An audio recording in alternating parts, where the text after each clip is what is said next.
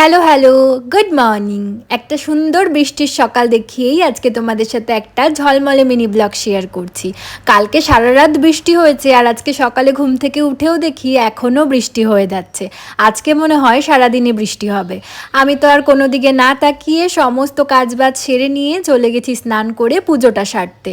পুজো টুজো সেরে নিয়ে তারপরে সকালের ব্রেকফাস্ট সেরে নিয়েছি, বর চলে গেছে অফিসে, সমস্ত কাজবাজ মিটিয়ে দুপুরবেলা রান্নাও সেরে নিয়েছি। এখন বসেছি খাওয়া দাওয়া করতে।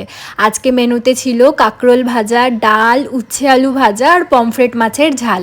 দুপুরের খাওয়া দাওয়া সেরে একটু রেস্ট নিচ্ছিলাম। সন্ধেবেলা ঘুম থেকে উঠে দেখি তখনও বাইরে বৃষ্টি হচ্ছে, আর বৃষ্টির মধ্যে তো একটু চটপাটা খেতে মন করে, তাই না?